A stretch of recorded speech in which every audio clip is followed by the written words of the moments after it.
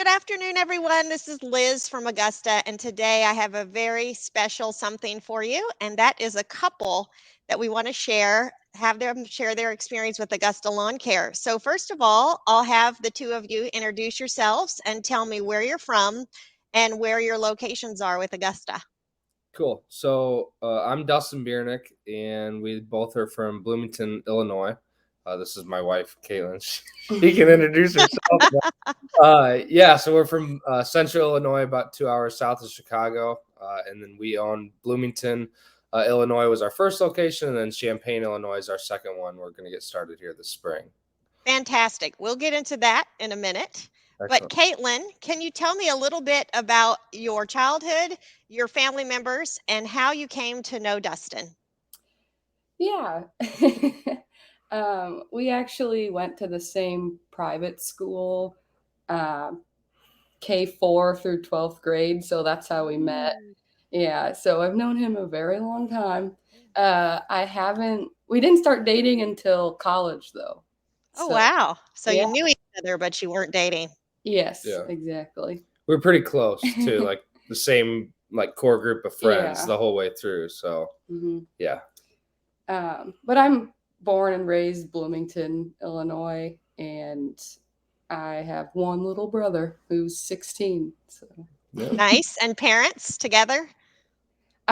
they are not together, but I still love them both very much. Awesome. I love it. How about you, Dustin? Yeah, just one little sister. She lives down in Nashville, Tennessee. She's 23. Not dating anybody that I'm aware of yet. Actually, both my parents live just up the street from us. So Okay. Kaitlyn, you get along pretty good with his parents? I think they like me better. Yeah, they probably Woo! That's awesome. So there's definitely no issues there. no. They feed us every Monday. Yep. So. Aw, that is awesome. Well, that is fantastic. There's always reasons I ask those questions. Our family intertwinement has a big deal into what we do and all of our accomplishments in life. And sometimes, in spite of things with our family, we still become successful. So that speaks to the quality of people. So thank you for meeting with me today. There's so many young couples that get into business together or don't expect certain business ventures to come by their way, and their world is really rocked by the surprise of it all. And so could you tell me both were in your jobs and then how you came to the decision to own a business together, and then we'll get into more of the intricate parts of how you came to know Augusta. But how was the beginning of that to where you all became business owners? Yeah, so I brought a business into the relationship. So our first year of marriage was actually my start of my second year really running the business. When I got back from college, I had tried a couple office jobs and just really couldn't sit around. And now I wish that's kind of what that's the goal I'm trying to get to, where I'm not in the field every day. But yeah, I mean, bringing the business to the relationship really. It wasn't like an option that Kate had to be like, yeah, let's do this thing. But yeah, that was kind of the way I brought it.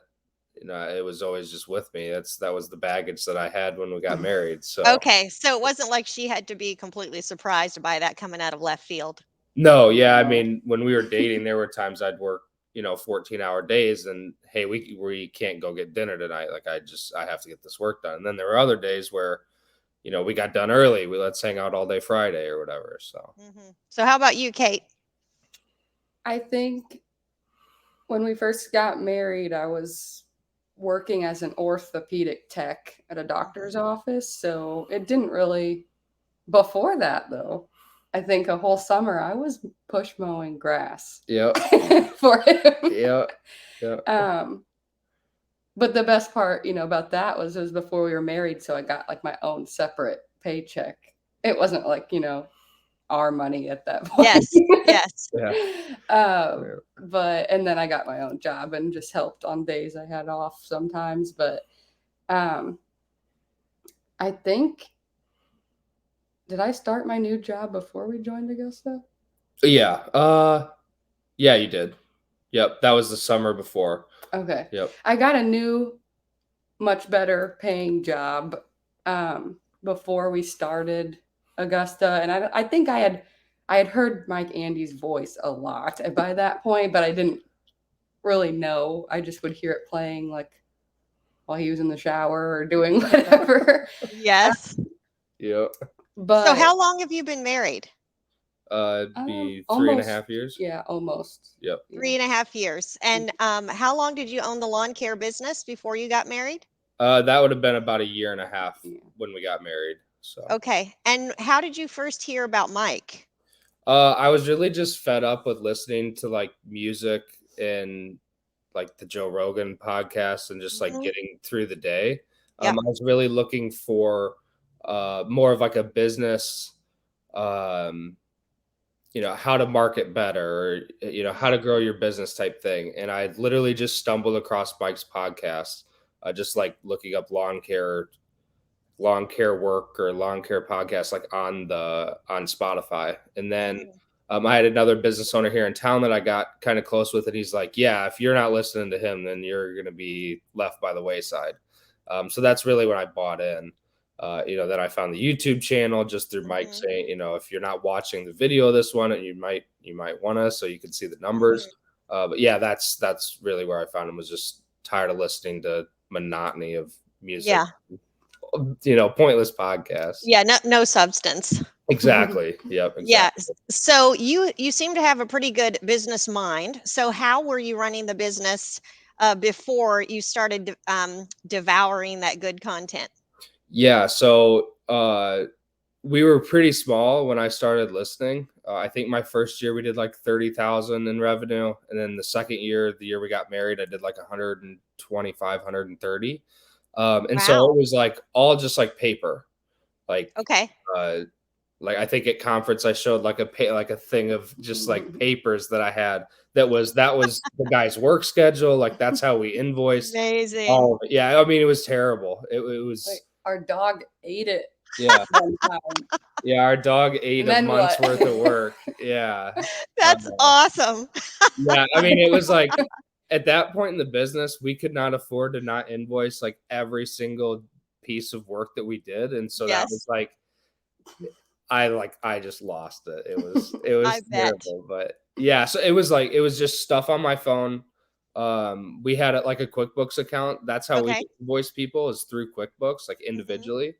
Yeah, it was just like a mess, just an absolute mess. And so you were listening while your business was a mess and while you had it all on paper, but somehow you still grew tremendously.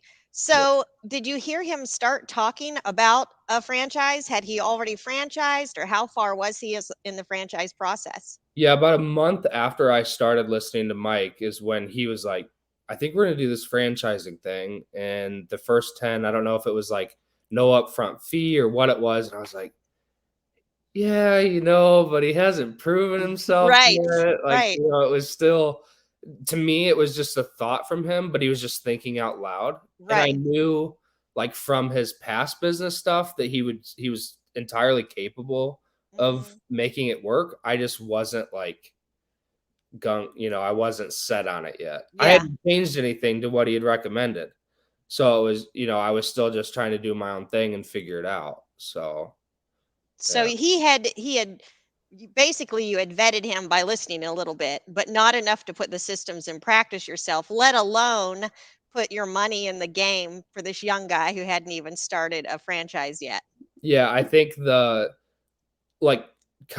still get calls every once in a while about like, well, how's this P4P thing work? Like if I would have had to try to figure that out, this is before like the P4P app or P4P.com. Like I understood the concept of it. I was trying to figure out how to pay guys based on what they got done during a day anyway. But I had no idea like where to start or how to do it. And I understood like how Mike would explain it, but I was I'm in the field 10 hours a day. I'm exactly out in the field doing the work. I don't have time to sit at home at night on an Excel doc and like try to figure it out. Exactly. Yeah. I mean, the implementation of everything we do at Augusta would just not be I can't fathom how Mike did it the first time, like figuring it out. You know, you and Mike, Oh, you were a part of it. You know? It's I just can crazy. tell you all the emotion and all the tears and everything to be the first one. Yeah, I bet. Yeah. So how was that transition for you? Did you come to conference? Did you come to the summit? How did you come so much closer to the decision, to making a decision to join? Yeah, so I think making the decision, I brought it up to Kate and was just like, this is kind of what I'm thinking. You know, we're just kind of floundering. At the time we had one employee. I think it was the following year we maybe did like 250, 225 Incredible. thousand in revenue. Yeah, and it was really just more the growth was out of necessity. You know, we Okay. bought a house a month before we got married. And you know, we had bills that have to be paid. And so that was really where the growth came, and the growth just added more chaos. I told Kate, you know, when he gets to like 50 franchises, then he'll really improved himself. And I sound like an idiot saying that now. I was just, you know, I was always kind of cautious because not that the business was my baby, but it was like all that I had done since I got out of Definitely. school. And Mhm. so, you know, knowing I have a wife to support, and then our employee that was with us at the time, like he has a family, he has a kid on the way, like this has to work. Uh, Right. so yeah, so once Mike hit 50 franchises, it was just like, all right, he proved himself. Let's do it. I think we didn't sign, but we said, yeah, let's do it. We paid in September, and then we did end up coming to training in December, and then conference then in January. And what year was that? That would have been 2020. 2020. We've been with Augusta a full year, so whatever last year. It Wow. was 2020 training, 2021 conference. Wow, that has been one wild ride for you. Yeah, it was quick. This is the beginning of 2023. So, Kaitlyn, can you share when he first brought this up to you? I'm assuming, like you said, you had heard him listening to Mike in the background, in the shower, just all the time. And what were Mhm. your thoughts when he presented that? I knew Mike was like a young genius. So I guess just from everything I heard, and he would talk about it all the time. But when he first brought it up to me, I think really the only reason I would be hesitant is because I don't know why we get attached to things like the name of the business and like the Right. logo it already was. And I was like, but you made this yourself and you worked so hard for it to be Valley Landscaping. And even though that name had no meaning at all, like, it was just random. Yeah. He talked about joining the franchise so much that by the time we had to make the decision, or like the deadline, I guess, for the training, he was like, maybe we'll just wait another year. And I was like, oh no. I have to listen to this for another I year. was like, we're not waiting, because if you know that you want to do it at some point, why are we waiting another year just to pay more later? Because Yeah. Yeah. It goes up over time. Yeah. so I was like, let's just do it now. Let's just freaking do it. Yeah. So Well, I know it got raised like shortly after we decided too. Like when it Okay. got raised, it was like, oh no, you know. But we knew it was going to raise though. Yeah. So I was like, why would you wait if you Yeah. are going to do it anyway? I don't know, stubborn. So, Yeah. how many franchises were there when you joined? Do you We're remember? Bloomington's number 53. Oh my goodness, it's Yeah. grown so much since then. So this is the beginning of 2023, and I believe we have 124 as of this past week. So it's grown really fast. Last week I was saying 115, and Lee's like, "What are you talking about?" He's like, "It's 124." Yeah. Well, he's selling them. He's like, no, you acknowledge Yes. it's done, right? He keeps track, and I try to congratulate him, but he's just Yeah. moving very quickly. So Yeah. that's okay. So you guys were in agreement, which is a tremendous benefit to the both of you. And then did you both come to training? No, just I did for the first one. Okay. And then when he was doing that, Kaitlyn, were you still working full time and planning to keep working full time, or were you planning to be involved at all?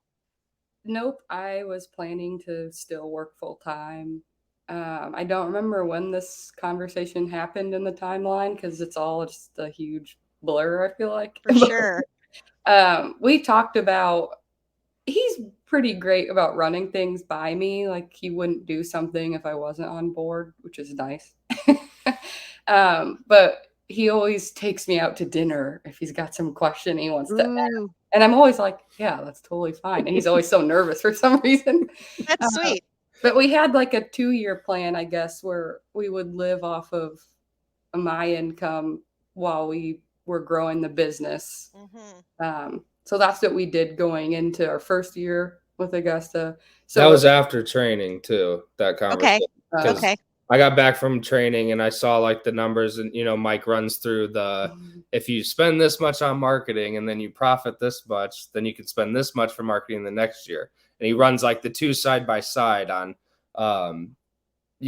I think it's like Bob and Tim or something. And Yeah. I saw the numbers and I'm like, whoa, if we can just keep everything in the business, then that would be great. So I like on the plane ride back, I put together this whole thing, like this whole spreadsheet of this is what the business is going to do year one. And this is what I want to do year two. But we can only do that if we live only off your income. If I pull no income off the business in the first year. Yes. So yeah, that was my nervous conversation coming back from training. I had all these grand ideas on how everything was going to go. And yeah. And so you knew it was going to take some major discipline because growth sucks cash. Yep. And in order to put that much into marketing, you knew that she was going to have to agree that you guys budget somehow to live on her income only, right? Exactly. Yep. So that growth sucks cash. So we'd take all of that money and then pour it back into the business. Was that your plan? Yeah, I mean, for lack of a better word, we were planning on growing Bloomington even more than what we did last year. We were planning on just making it, a location that'd be 800 million. Obviously, things changed with us buying our second location. Yes, for sure. But just that's one of the things we love about Augusta is things change and they change quick. Yeah. And so, that was a pivot. It didn't really change the way we did anything. We still didn't take any money out of the business. But our the business did change a way we weren't planning on it to change. Yeah. So for those that are listening, just so they can understand, so when you come on board and pay that initial fee, what is that fee? Yeah. So that is what's it for? What's it go towards? Or no, how much? Yeah. So my first one for Bloomington, I think, was 15. Okay. And then you come for training. And then when you go back home for a business where you are, what would Mike recommend for marketing? Just so people would know if I wanted to do this down the road, kind of do I have to budget for?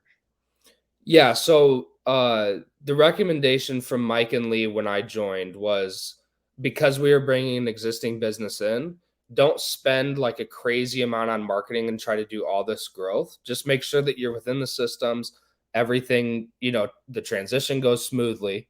And then maybe spend a little bit in marketing in April during spring rush to help you kind of grow that recurring revenue. I did not take that advice because I have to challenge everything. And I wanted to go from 250 to like 600,000 in revenue. And so I knew that was going to require us to market quite a bit. So last year we ended up spending 22,000-ish, 23,000 in marketing for the entire year. And a lot of that, I'd say maybe $5-6 grand wasn't specific marketing. It was more of like just brand recognition within the town. We're a new company. So we just kind of blanket areas to make sure everybody knew us.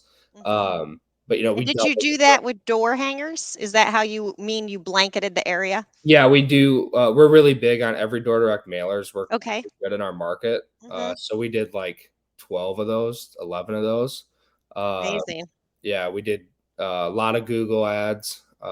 We have to get local services this year. Mike's kind of on me about that. So I got to get that done I got to get a license and pass some exams. But Facebook too. Just like some of the funnier videos. Yeah. That was more the brand recognition play. And then we had some specific stuff for mulch and, installs and stuff. So. Okay. So do you think 22,000 would be the normal amount somebody would want to budget, or could they budget 15? So let's say it's 20,000 to start a business now. And if they poured 15 more thousand in, then they would need to buy trucks and equipment, but you already had that, right? Yeah. So a big part of that decision that the business owner joining would have to make would be, how big's your existing customer database? Because if you're not farming them, then you're wasting money on marketing if you're not marketing to people who've already bought. So I just had a conversation with an owner the other day that is thinking about joining. And, if you have an existing business, existing customers, you don't really need to spend as much on marketing because you can just really farm off of them and stay busy based on the work that your existing customers can provide. I came into it knowing I want to just like explode growth. So we did spend quite a bit of money. That recommendation is it's a tough one because it's based on how much capital an owner has. The biggest Right. thing you got to remember is like your money's best spent in the spring. So March, April, May. For us, we start mowing in April. So that's kind of the 3 months we spend in marketing, or where we spend the majority, that is. But you're going to get to invoice for March. And so you can use some of that March invoicing in April. And then you're Smart. going to be super busy in April. And so as soon as you invoice, you can spend that money in May. And so that's something that we had to do last year just because we didn't have the money up front. I think working capital when we started in March, maybe 12,000. I remember the end of March, like we need to invoice now because we have no money in the account.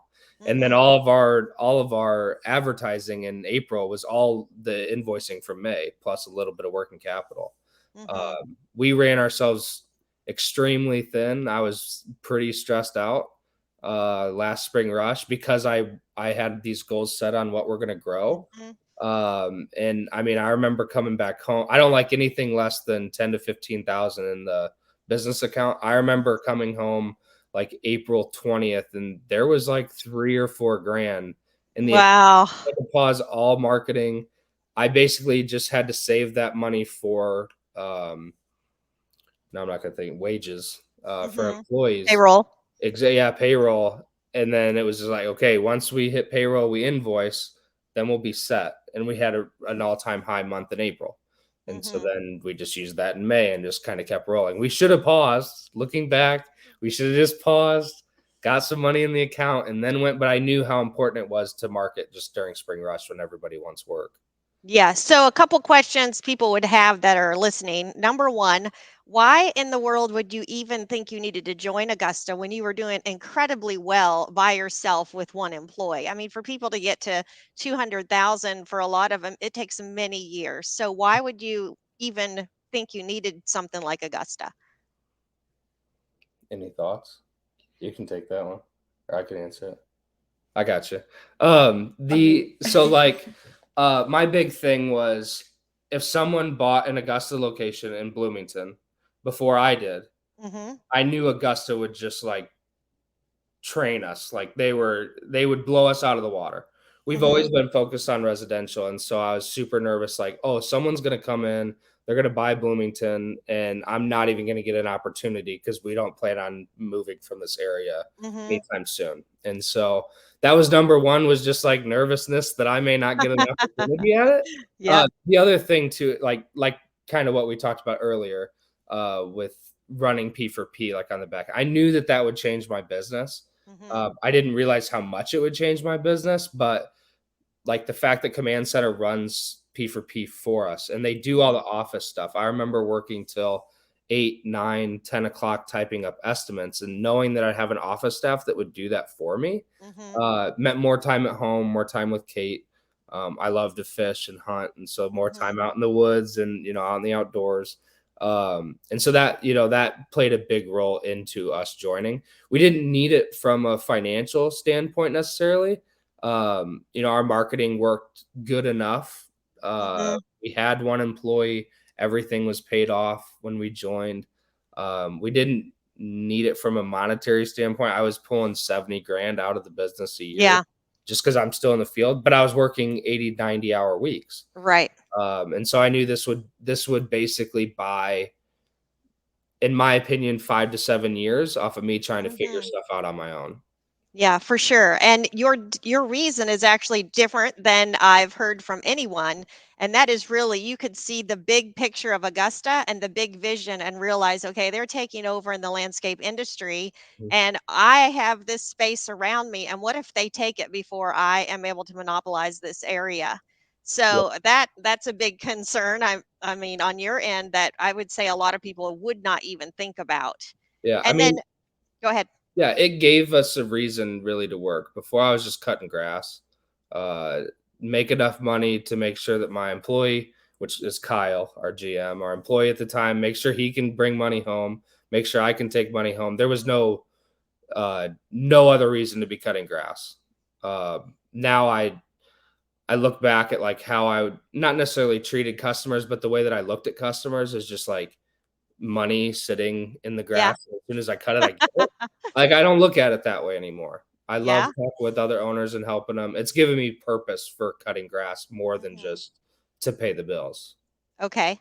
So when somebody starts a location, would you recommend that if they already have a business that's up and running, but just have to they have all their equipment, but they need to repaint their trucks and change over their brand, would you recommend that they have what, 40,000 up front? Yeah, the more the merrier. Uh, Okay. And the biggest amount would they pour into marketing? Yeah, I our transition was tough. Mhm. My communication was like just terrible. I basically sent the email, the brand transition, and that was it. And Okay. so I just talked to the franchisee that's walking through that. And, my biggest thing was make sure your existing customers understand what's going on. Like Mhm. you're the one that's listened to Mike for a year. You're the one that put your 15, 20,000 into the business. You know exactly what's happening. Yeah. These people that you cut grass for, they maybe don't necessarily care that a yellow truck is showing up, but they need Yes. to know what's happening. Right. And so what I recommended to that individual was call each recurring customer and Mhm. just have a 5-10 minute phone call. This is what's happening. This is why we're doing it. The positives for the customer, Mhm. the positives for you. Our transition about a month in, I was telling like my parents, I told Kate, I told our guys, like it would have been easier if I just sold my last business and started from scratch. Wow. Really just focusing on your existing customers and explaining them and having good Yes. communication is so like, Not blocking them right away. yeah, I mean, like, yeah, like I literally sent the email and people were calling me, asking me questions. I just started blocking phone numbers because Yeah. I was So like, wait a minute. Wait a minute. Did you have command center? oh, I Or had command center from day one. so why didn't you have them do all this for you? Well, we sent the brand transition and I'm like, oh, everybody will read that email. Oh yeah, they'll all get Yeah. it. Oh, yeah. I think we had like 40 looking back, we have like 40% open rate on our brand transition. Like, Oh my it's a word. joke. People got their first invoice from Augusta and they're like, "Who is that?" Like No calling kidding. me, asking, yeah. And I'm like, "What are you talk?" Like, we sent an email out. It was just, yeah. So, but back to your question, like, how much would you recommend spending, uh, or having, set aside after you pay your initial fee? You're gonna have to travel out to Washington. Um, say you have two trucks and you got to get those painted, and then maybe opening marketing at the minimum. Depending on how many employees you have, 20,000. If you're by yourself, 20,000 after you pay the initial fee, that would be like the bare minimum. Like you're gonna go door to door. Mhm. I don't go door to door. My guys, if they want to go door to door, they can.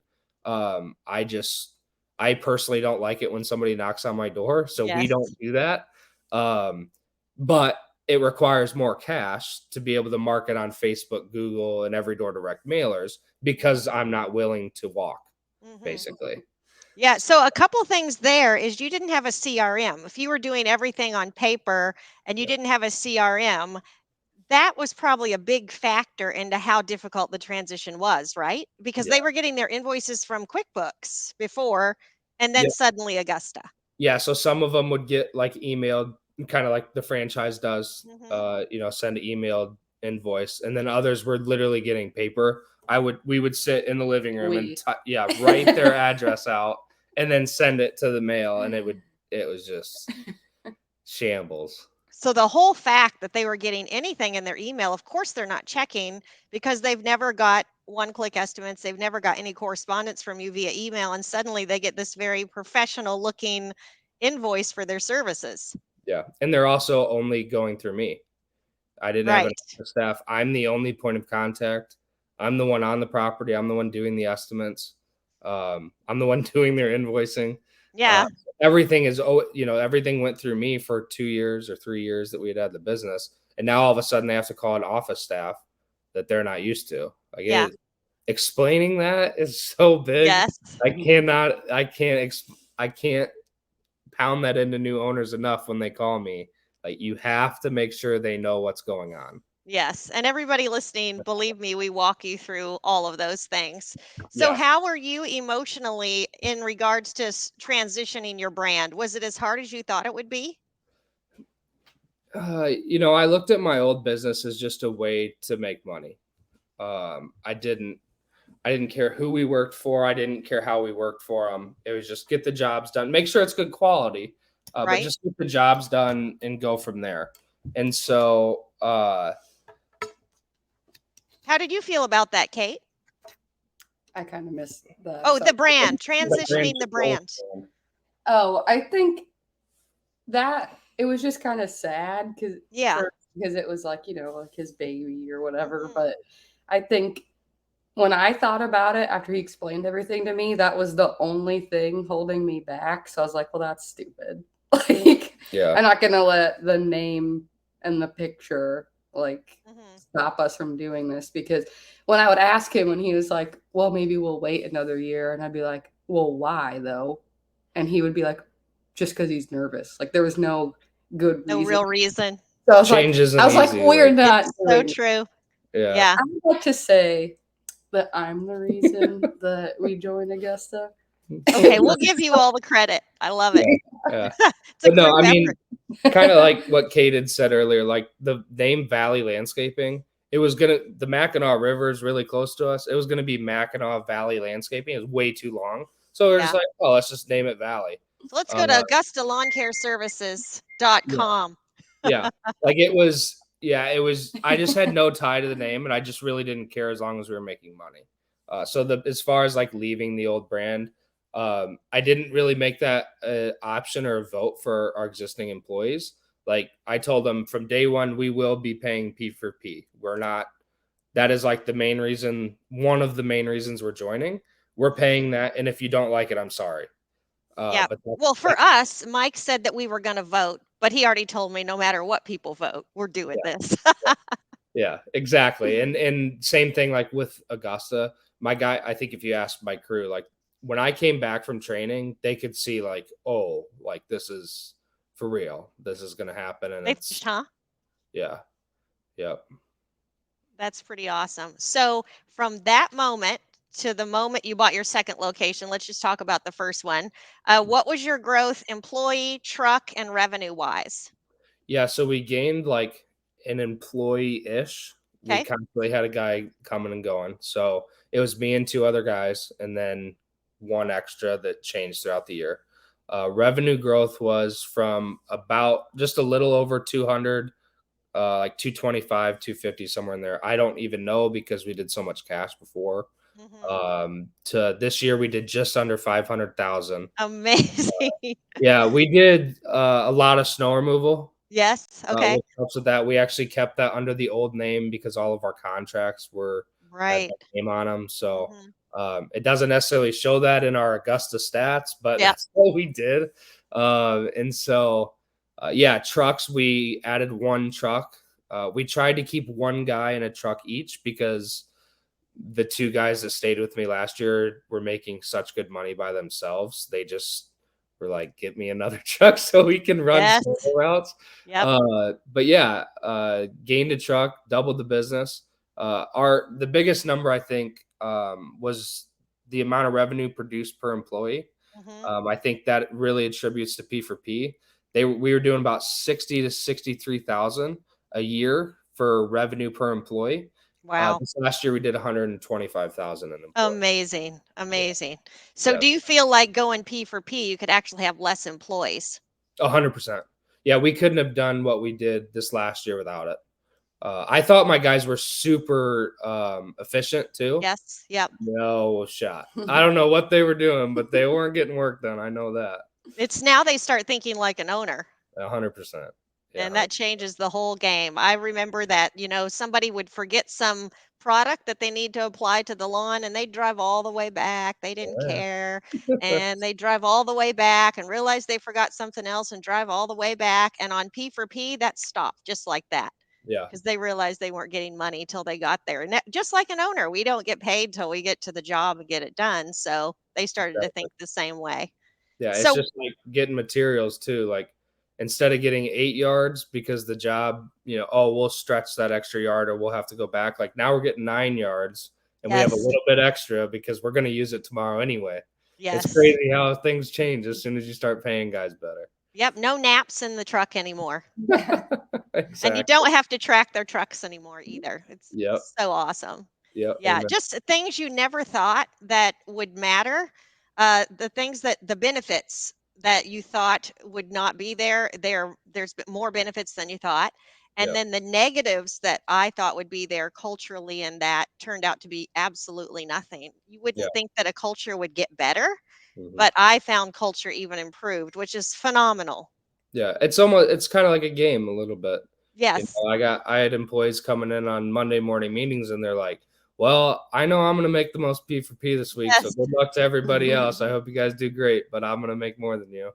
Yeah, So, and Lee was in the field when we first started, and he would be like secretly watching the hours, and then he'd come and he goes, "I just want you to know that I blew P for P out of the water yeah. today, and it was budgeted for this many, and I did it in this many." And Yep. he's a very numbers oriented guy, and so he likes stats, and Yep. so he was always keeping track of his, and he would tell me, "I want you to know that for the last 9 jobs, I have never gone over budgeted hours on projects," and that wasn't mows, that was Yeah. projects. Yeah. I'd love to see him with the app now. Like Yes. where you can watch it all the time. Like it would be Yes, it would be fun. It was fun to work with Nick Reed, and Mhm. you talk about starting P for P, somebody with questions and so little trust. He was Yeah. the perfect person to have in the beginning because it's every question an employee would ask. Yeah. Yeah. So That's moving on from there, your first company, you wanted it to be 800,000, but at 500 and something thousand, you decided to buy a second location. Why would you do that? Yeah, so we have a guy that works for us and he is incredible. I hope that someday he's doing one of these podcasts. I know he's capable of doing it. I've known him. He went to the same school with us growing up. He was a couple years older than us. His mom actually taught me in 2 classes. Oh, He's wow. just a solid guy. Like he's been with me for this will be the 4th year he's been with me. Hmm. Never complains about anything, just comes in, he gets his job done, and he leaves. And sometimes he'll stick around and just do shop work or what after he's clocked out. Like he for whatever reason he's stuck with us, and I Hmm. can't thank him enough for that. And so the goal was really to give my guys way out of just mowing grass, cutting grass all the Mhm. time. And so again, joining Augusta, that was like a big deal. Like, okay, at some point I'm going to need a GM or I'm going to need an estimator. There's a stair step way that we can get Kyle to stay with us. Mhm. And so midway through this last year, Mike came out with the working GM model, which for those of you that don't know, it's basically you stick around 500 to 700,000. You have one guy who's basically your GM for the location. He runs the crews, he does the routing, he does the estimates. And then he's also works a little bit in the field, about part-time, 2 or 3 Mhm. days a week. He's out there with the crew themselves. So when that came out, our goal was basically get to 1 million in 2 years. So this next year we would be working to get Bloomington up to that point. Mhm. And when the working GM model came out, it's like, whoa, let's pump the brakes. Let's become a little bit more profitable because I can open a second location quicker than if we Mhm. just go to 1 million. In the $1 million business, like it sounds great and all, but I just can't. It'd be too difficult to replace somebody running that business. Yes. And so I would rather have a bunch of these little pop-up locations and never be the biggest in the area. Mhm. Just be able to farm my existing customers, do recurring service or simple service, really.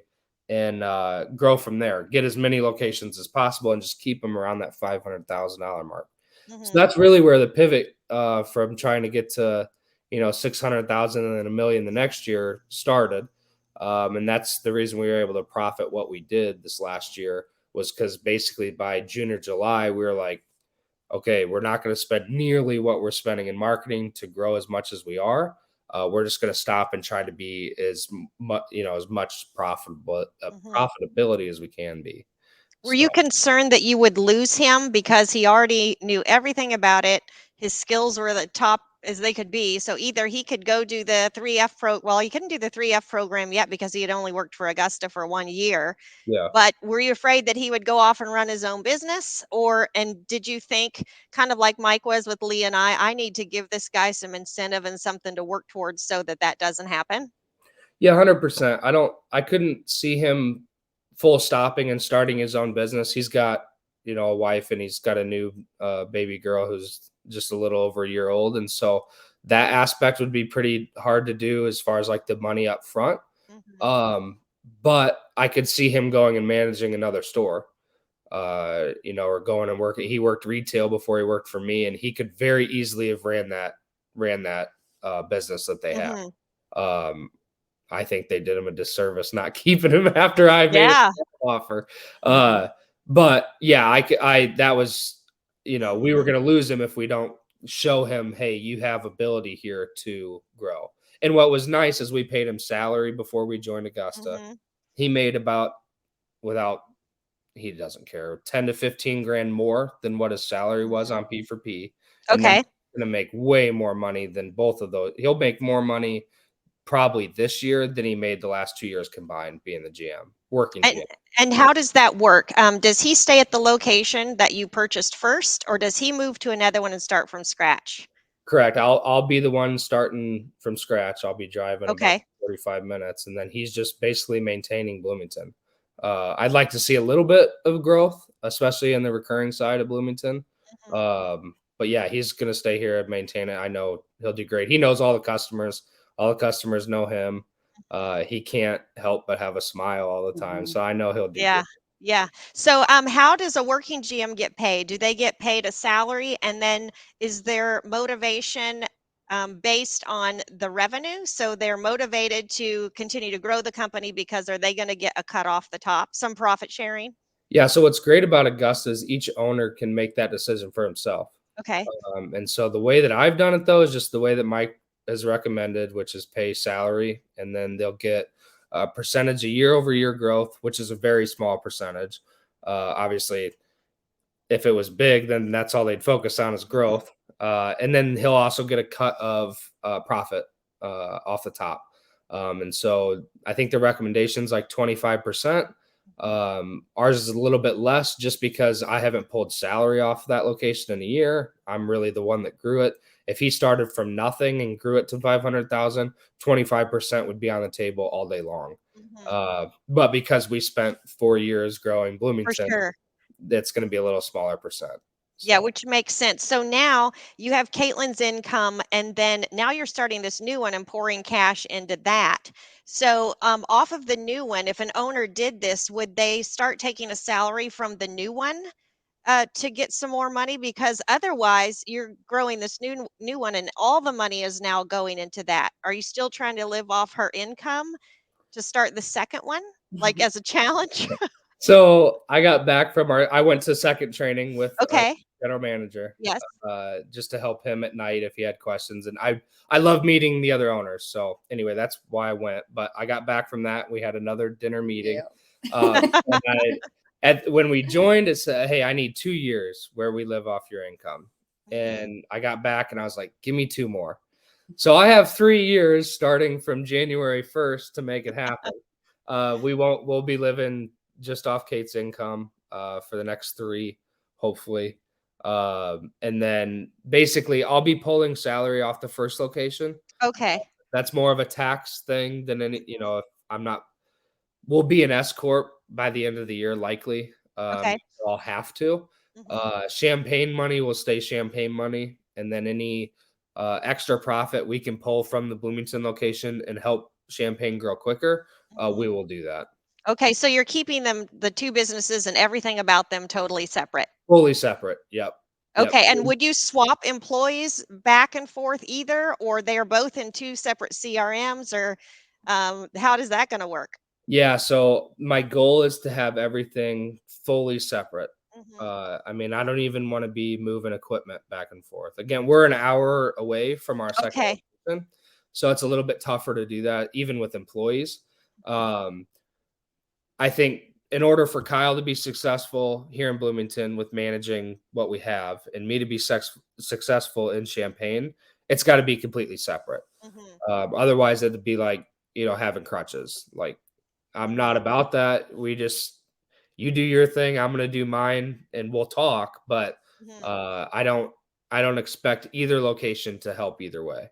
Okay, that makes sense. Now, territories, are they circles or are they all different shapes? And the two territories you have, do they bump right up against each other, or could somebody buy in between there? Yeah, someone could definitely buy in between because we're so far away. So Bloomington, I believe, is a 5 mile radius, but we don't service the whole 5 miles. Champaign, I don't even know if it's a 5. I don't necessarily care that much about the radius. Like as long as I have most of the area protected, I'm good with that. Okay. And Yeah. we're only going to focus on one spot in Champaign to market to anyway. If I had to redo Bloomington, that's all we would do. Mhm. And so of the 40,000 homes in Champaign, we're only going to market to like 3,500 of them. Wow. And so, protected area is great. I love it. I'm glad that's a big part of the franchise itself. I won't market to 80% of the customers in the new location. And so, yeah, so I'm pretty sure Champaign is a circle potentially. And I know Bloomington was a circle in the Mhm. beginning. So, But again, what would I your know. concern be if Augusta was to sell the part in the middle? Do they contact the owners, like on each side, and like say, would they offer it to you? We have somebody else interested. Would you like to buy it first? Yeah, I get calls with anybody that's like pretty close to me. In Illinois, I think I'm still the only Illinois franchise. So if someone bought in between Bloomington and Champaign, more power to them. There's like one small town. It's Yeah. all just cornfields out It's not here. really worth it then to Yeah, it's someone. all just cornfields. So if somebody bought like Leroy, I'd love it. Like I have a franchise that close to me. Uh, but yeah, you know, what's nice about Augusta is all the owners talk. Hmm. And so before you join, if you don't call an owner that's close to you, you're doing yourself as well as them a disservice. And Hmm. I don't know that Lee would let someone in if they didn't call. I And don't think so. yeah, and so I'd love to have a franchisee near me. We've got a lot of goals for territories that we want around us. But it would be fun to have that camaraderie and somebody close that's doing Hmm. the same thing we are. Uh, I've got the 2 locations that I absolutely wanted. I've got those locked down. Hmm. So, Awesome. So, what are your plans for this year, and then your long-term BHAG goal? yeah, so I'd like to see Bloomington at 600,000 this year. I'd like 70 to 80% in recurring revenue mowing, Hmm. and then the rest basically be upsells to customers, other than the new ones we're gonna gain here in the spring.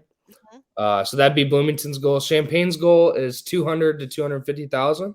I think that's solid with the money we have set aside, as well as like sustainable growth rather than just like trying to hit 500,000 in year one. I Hmm. don't think I could deal with that stress, especially being an hour away. Yeah, for sure. Yeah, so that would be this year's goals for both locations. And trying to think, what do we say? So I want to spend 2 years in Champaign, and then after that, I plan to start 2 more locations. Kyle Okay, starting one of them, and me starting another. got So it. uh, my big goals would be 20 to 25 locations. I want half of those to not be near me. We always talked about having like a vacation home or something Oh, somewhere yeah, for sure. and still be a business expense. Yeah. So we love Western Michigan. I went to school up in Grand Rapids, so kind of looking at that area, and then Florida or somewhere where it's not 30 degrees outside Yeah. would be great. Today that it's not even an issue because you can have an Airbnb there and it can be Exactly, completely booked out for others, and then you just have it booked off for yourself when you're coming. exactly. Yeah, it'd be great. It'd be Yeah, awesome. the world has shrunk. Yep. Yeah. So So as far as like our big goals, that would be, as far as Augusta's concerned, yeah, 20 to 25 locations. yeah, more power to you. I have no doubt that you guys can do this. Yeah. But Kaitlyn, when he came back that second time and talked to you, did you get out some paper and write out a contract about what your profit sharing was going to be off this? No, I don't know if I'm just like too laid back or what, but he was like, again, way too nervous to ask me to extend it. And I was like, yeah, that's totally fine. Like, I think the only thing we might need to pull a little extra would be if we have a baby within like the next 3 years. Yeah. I mean, I could probably still almost make it work with what my income is, but we might need just like a little bit if that happened. But I don't know why he was so nervous about it, because I just was like, yeah, that's fine. She works super hard and has a really good job, and makes outstanding money for us. And so,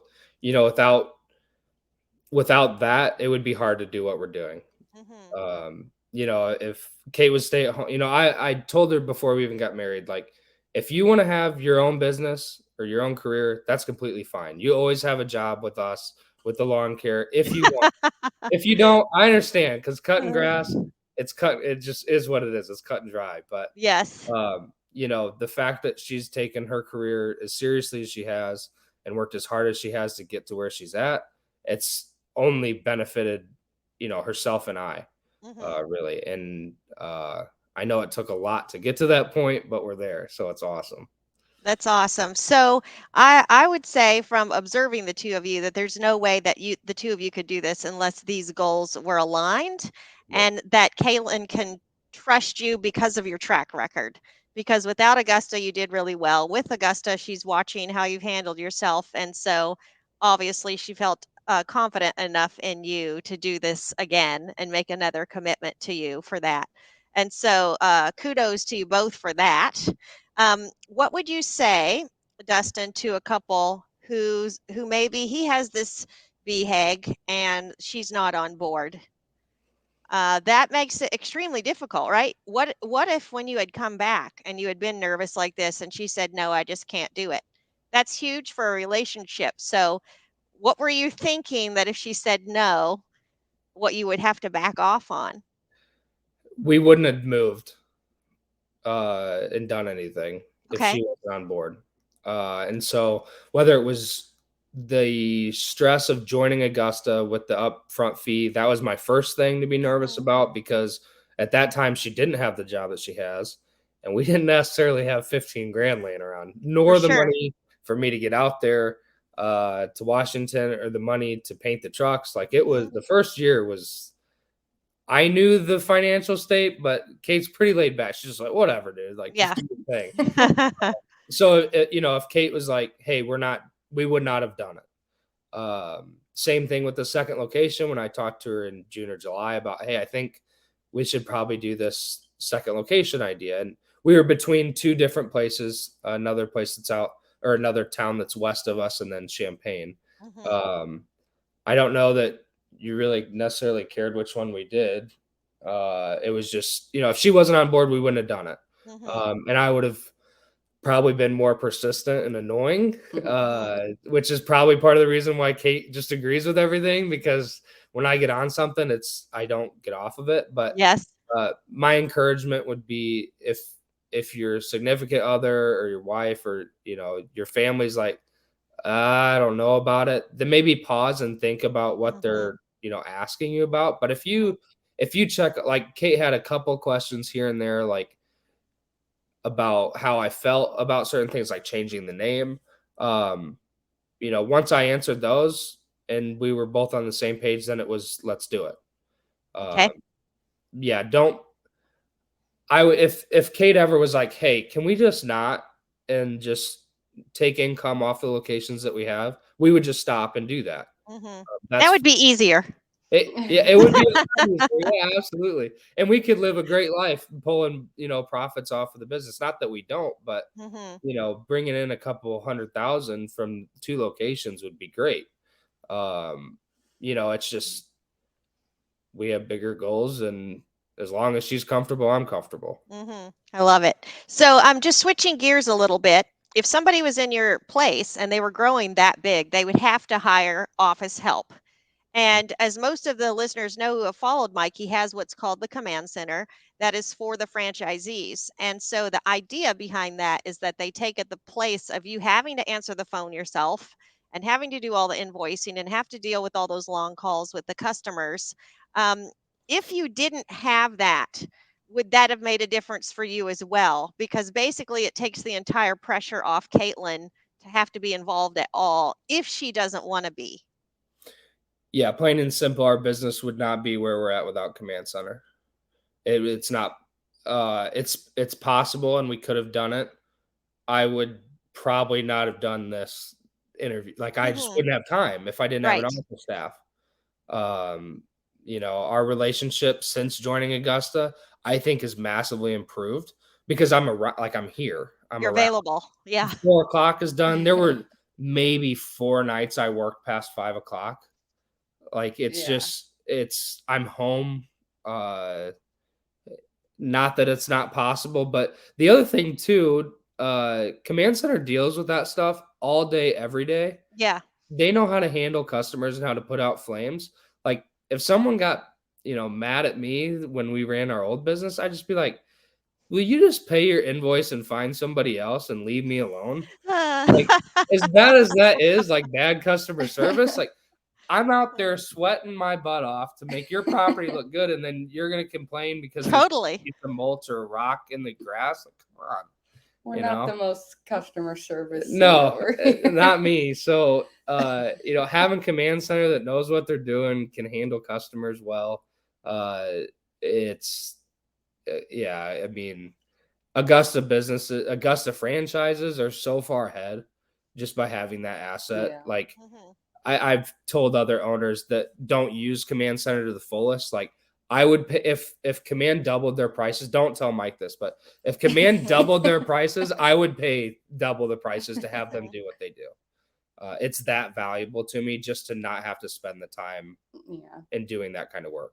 It's still cheaper, I guess, than if you had to hire somebody and they weren't be as professional. So you'd have to constantly be telling them how to respond all day. And when you got emotional, they would get emotional. Yep. And it wouldn't be the really good professional relationship it is with us now. And I don't have to worry about it. I don't have to worry about the office building. I don't have to worry about a phone bill. I don't have to worry about internet, a bathroom. Like, Yeah. I don't have to deal with that. I don't have to deal with command center reps riding a scooter down to the bathroom. Like, that's not my problem. Yes. It's my problem. Exactly. So, it's great. I recommend any franchisees or wannabe franchisees that call me, if you're not on full service, like, you ain't doing it right. Okay, so you think that actually has helped you get ahead further by using command center, faster? Yep. I think it's like not just they do everything for us, which is awesome. And I mean, it's not just that they're doing it, but just his mood, I think, and just his attitude is like just a lot better towards like wanting to even grow the business. Because before Augusta, he would have these bouts where he'd be like, I literally hate what I do, and I think I'm just going to go get like an office job or something. Yeah, because now pull out of that. But now you don't have to deal with the customers that become the bottleneck, and there's all the stress from them and all their emotion that you take on, and now you can just focus on business, doing your thing. Yeah, you're putting your heart and soul in it, and like, we'd have one customer call and complain. It would ruin my week. Yeah. Oh my god. It would literally. I'd be like, I could sell this business by Friday, and go work for State Farm or wherever. But he hasn't said, I really hate what I'm doing once since I love what I do now. Yeah, that's so cool. It's not just like a shameless plug. That's like facts. Well, we love having you. My next question was going to be, how do you feel that being a part of Augusta has helped you as a person, like in your relationship, as a person, spiritually, mentally, and just you yourself as a person? Do you think that your association, even with the other owners like you have, has that been a benefit to you? How have you changed? Yeah. It's changed because it's given me a reason to cut grass, just more than to make money and to pay the mortgage and to put food on the table. It's like the change the level of professionalism in the industry, like that goal to a T. Like that is my goal with having this business. Whether it's talking to other owners outside of Augusta here in town or people that I've met at conference, like I want you to implement P4P. I want to help you with your marketing and get you to the next level. I want to help you grow. I want to help you by telling you to slow down. Like it's given me a reason to do what I do more than before.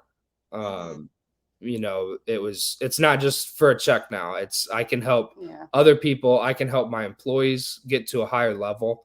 I just had lunch with one of them this last week and was like, hey, what's your plan? Because if you're not trying to get to a GM role or an estimator role, like in 2 years, I do not want you to work for me. How many business owners say that? Yeah. Like never. Yeah.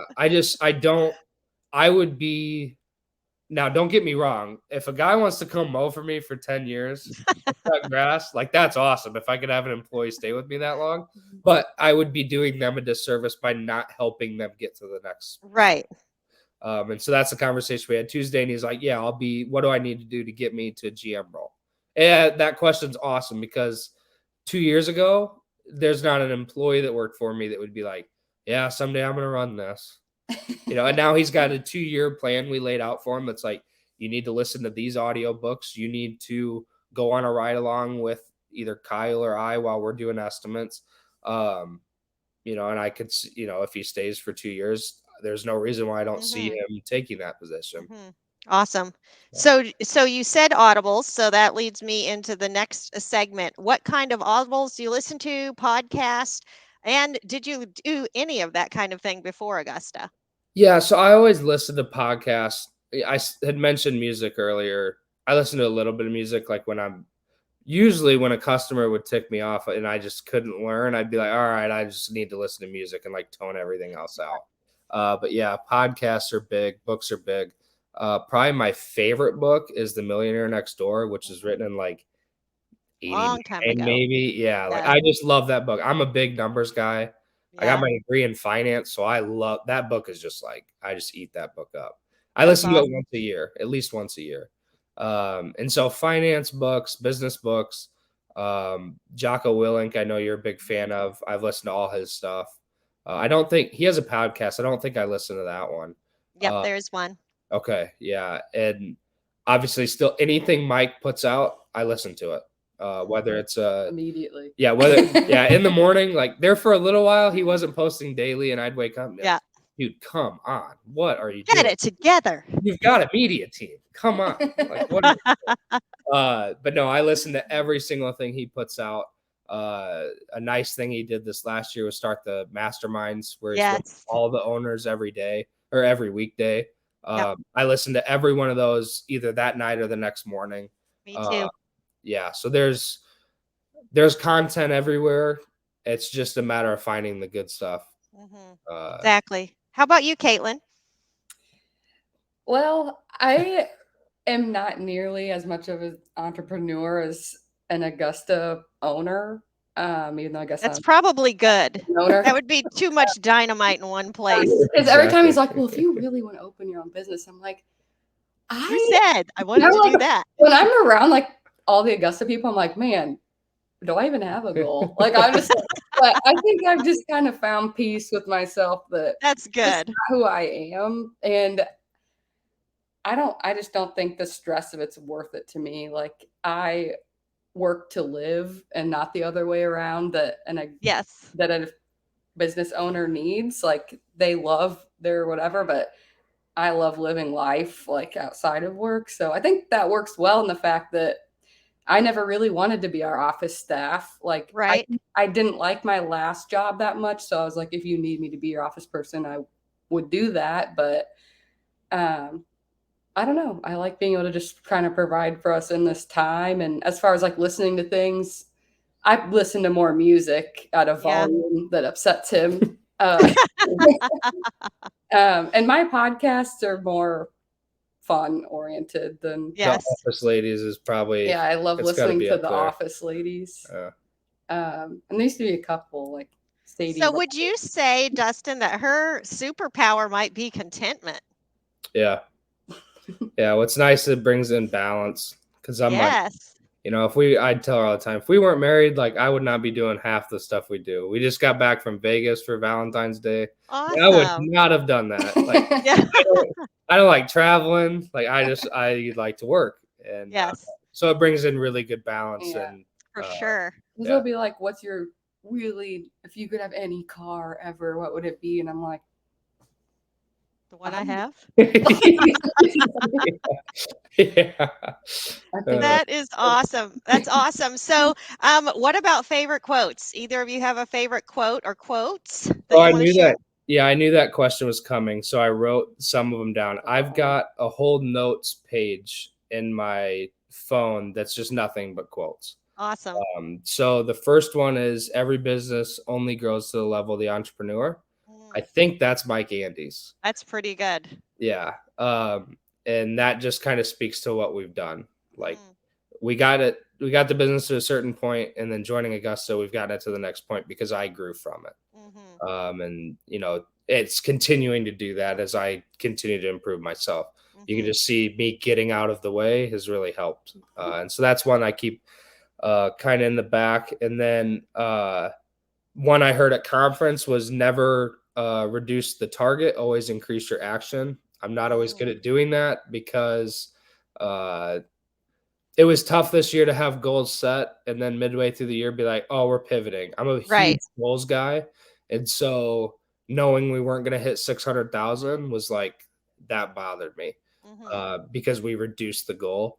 I'm much more of a, what do we have to do to get here? Like I'll do mhm, whatever it takes to get to that spot. And then the last one, I have this written on almost every whiteboard in my office, is grow when you're uncomfortable. I think that's when, you know, the growth of the entrepreneur really takes place. mhm, Is when you're uncomfortable, you cannot leave, you have to stay, figure mhm, it out. And ultimately you grow more as a person if you stick around and just fight through it. And mhm, that's when you're typically the most uncomfortable. mhm.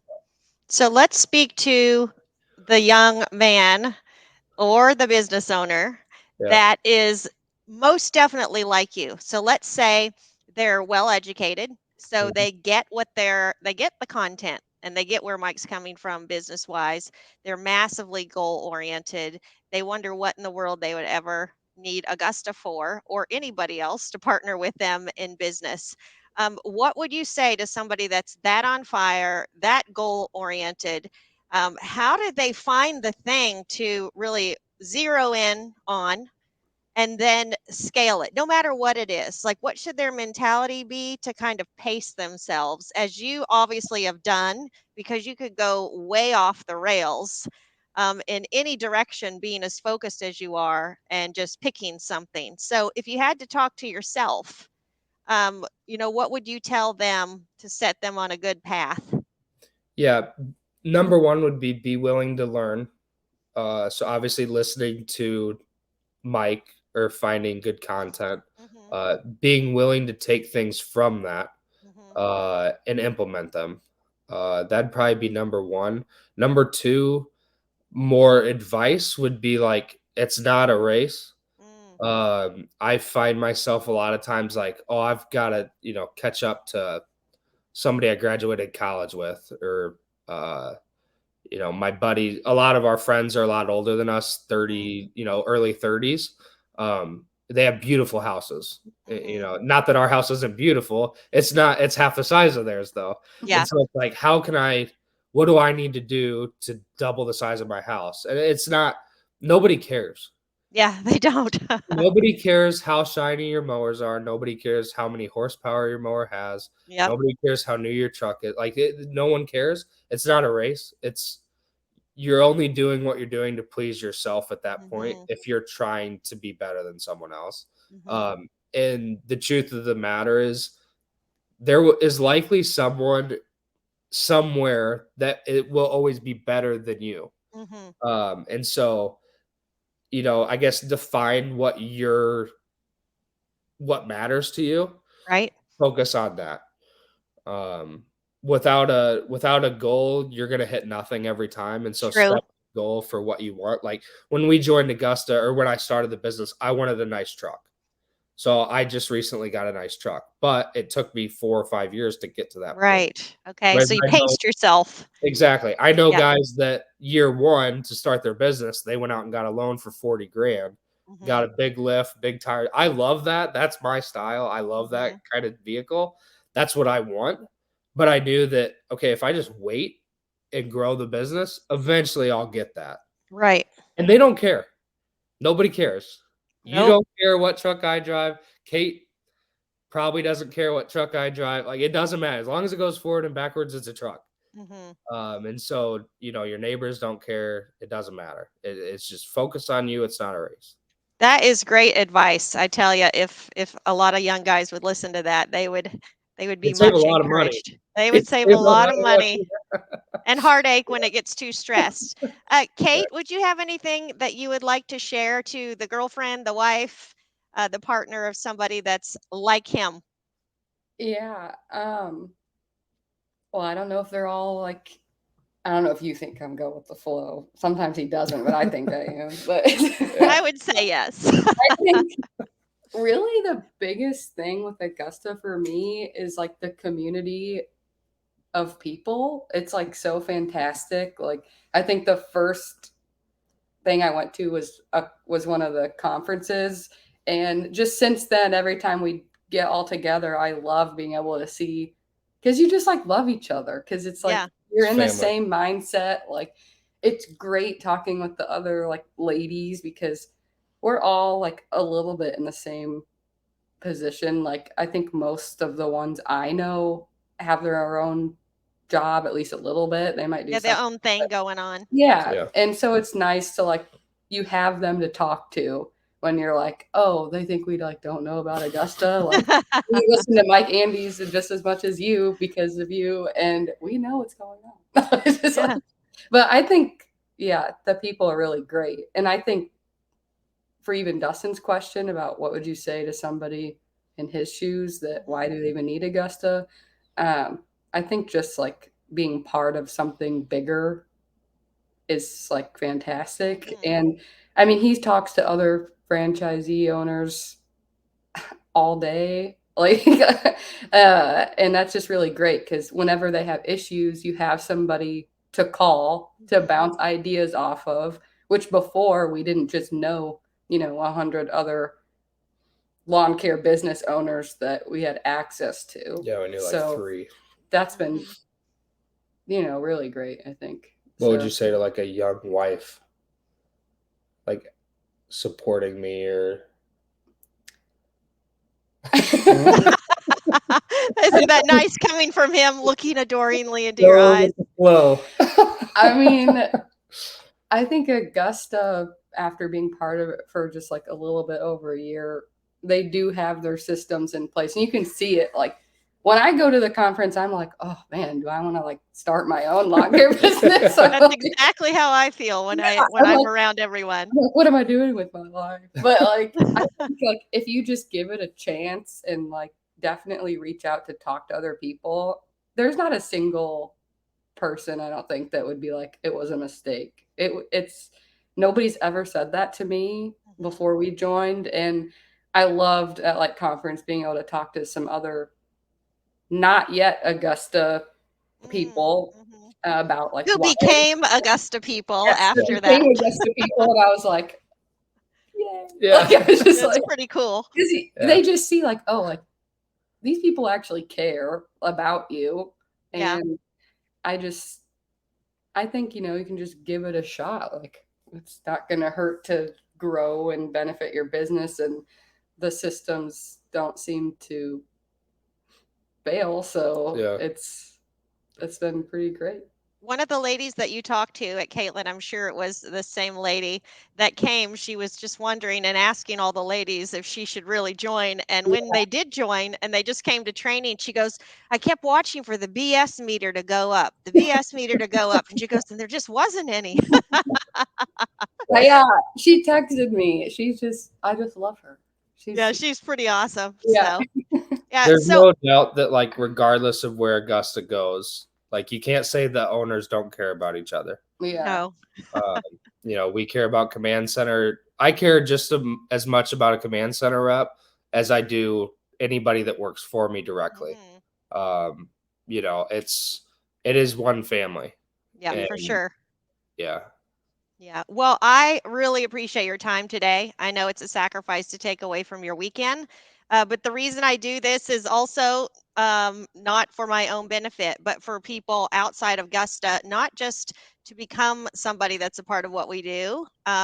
Although we know a lot of people would benefit from it, but just to encourage them in business and life or whatever, and people that have goals and dreams and are doing what it takes to make them happen. And we're just here to encourage them. So I really appreciate you taking the time to do that today. And Absolutely. I am thrilled to have you on board and a part of Augusta Nation. Thank you. We appreciate being a part of it. All right, you guys have an awesome day. Thanks, you Thanks, too. Liz. Thank you. Bye See ya. bye.